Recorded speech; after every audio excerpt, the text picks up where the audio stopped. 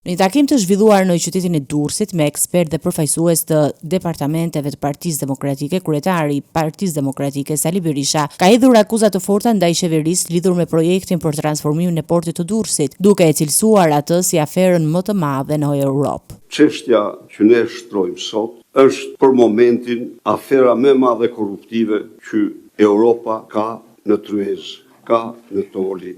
Dhe këti i vuri syrin e Ciklopit Edi Rama dhe do të bëhet multimiliardier jashtë çdo lloj imagjinate. Por zëvendësimi nga qeveria të portit të Durrësit me një port 4 herë më të vogël e cilësoi akt antikombëtar, ndërsa akuzoi kryeministrin Rama se qëndron së bashku me grupet kriminale pas investimeve për ndërtimin e marinës.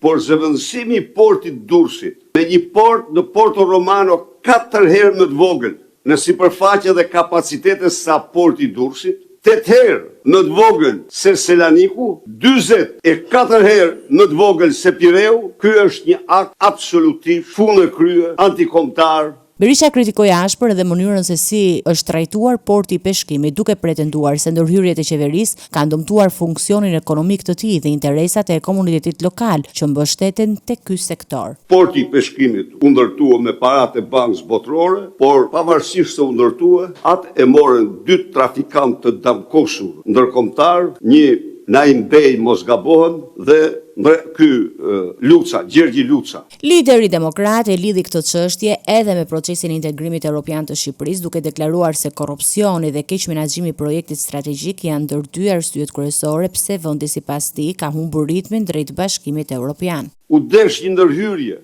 energjike e partnerëve tanë që ky tender mega korruptiv ta anullohej një ditë para se shpallej fituesi. E tëra kjo vepër e Lubi Ballu Edi Ramës, se sigurisht jo, ajo çdo gjë ka bërë në ujdi të plot ose me porosi të plot të Edi Ramës. Përfaqësuesit e gjitha vendeve anëtare kanë bërë gjerdje 5 takime dhe prap Shqipëria mbetet në klas për shkak të vjedhjeve të Edi Ramës me Lubi Ballukun dhe akshin e lindave. Dhe janë bërë një grup i madh vendesh, të cilët kanë sjell dje një breshri të re kushtesh dhe kërkesash që do i vendosen Shqipërisë në rrugën e integrimit. Të gjitha këto.